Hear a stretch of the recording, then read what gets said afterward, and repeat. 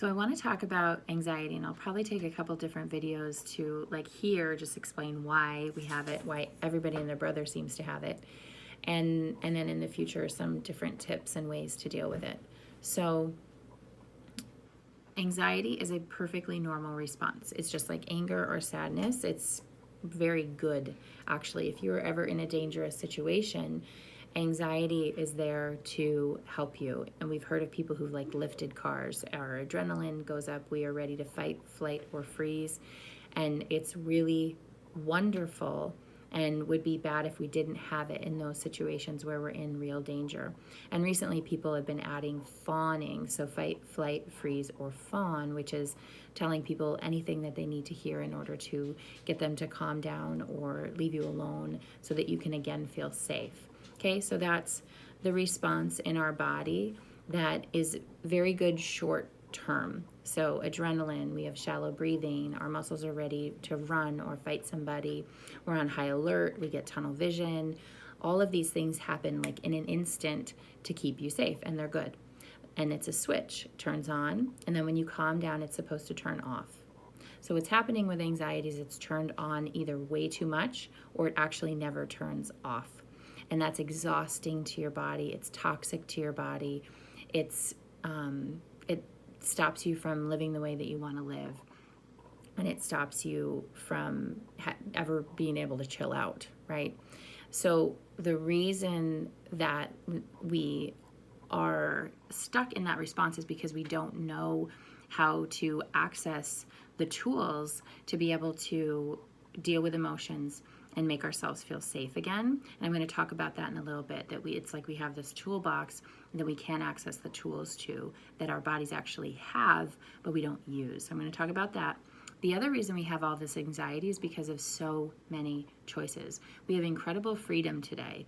We have freedom to live where we want, do the jobs that we want, be with who we want.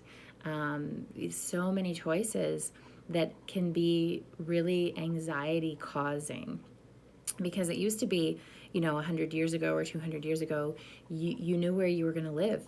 You were just going to live where your family lived, and you know what you were going to do. You were going to do what your family did. And we were going to eat what your family ate. You were going to believe what your family believed. Like, so many things were off the table. So many decisions were off the table.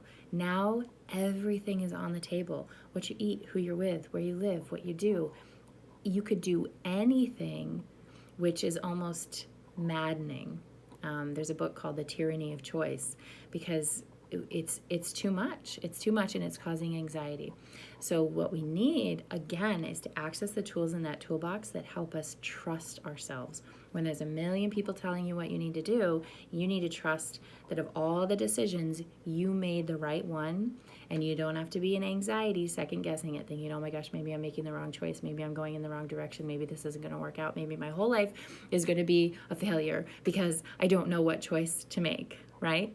So it's really helpful to be able to trust yourself. Those two things, not knowing how to deal with our emotions, not knowing how to turn that switch off, and having a gazillion choices, is really stressing people out. And it's to the extreme, with panic attacks, that this stuff is just building up in us and we're not knowing what to do with it, and it's becoming overwhelming, and it's really ruining, hurting, and overpowering a lot of people's lives.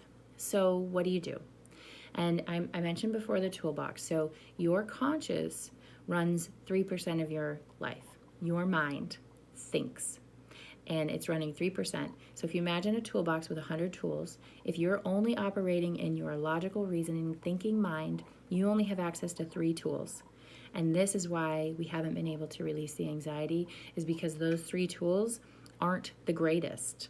They're not the best tools. They're a lot better tools. Your mind was designed to think and, be just what-ifing and thinking of scenarios and thinking of, well, what am I going to do then? And what are they going to say? And what do they think about me? And all that stuff.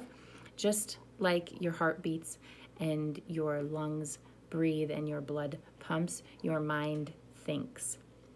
Your mind is not designed to deal with anxiety and to deal with your emotions. Our minds actually create a lot of our anxiety. So wouldn't it be nice if we had 100 tools, and instead of just having access to 3 crappy tools, our conscious mind that's actually not designed to deal with emotions, if we could access the other 97 tools that are great at handling your emotions? It would be wonderful.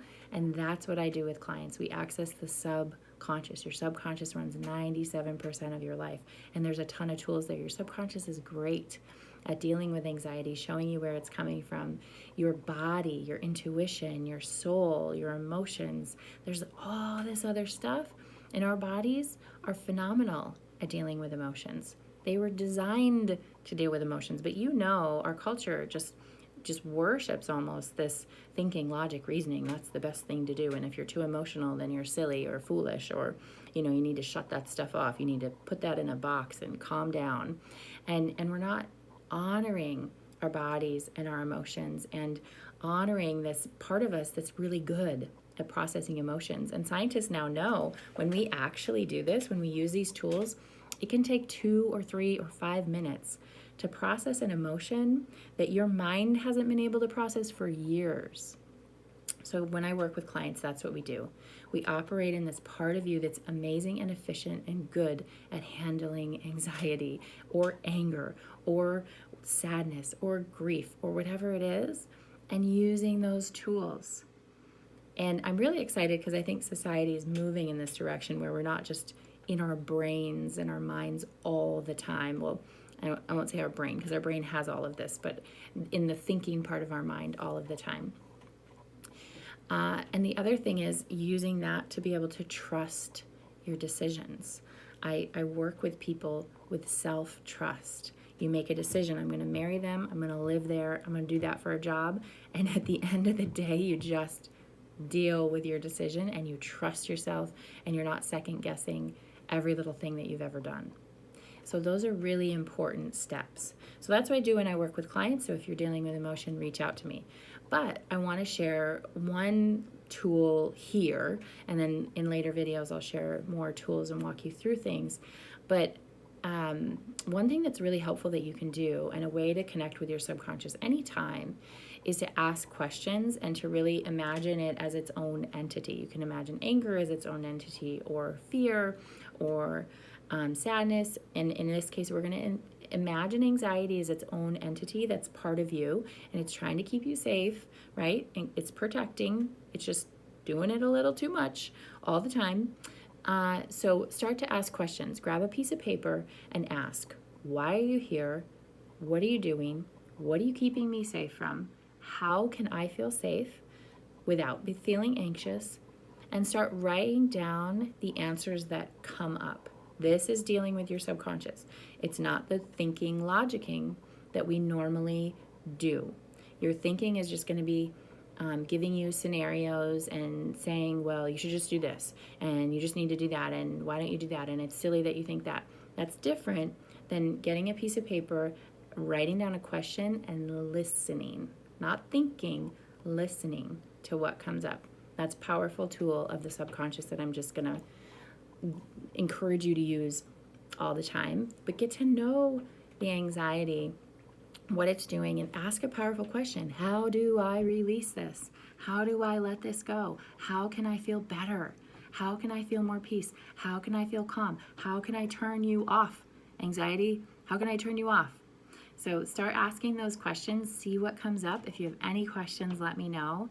And let's start using the other 97 tools that are in our toolbox, because they're all available, they're built in, they're right here, and we can totally have access to them.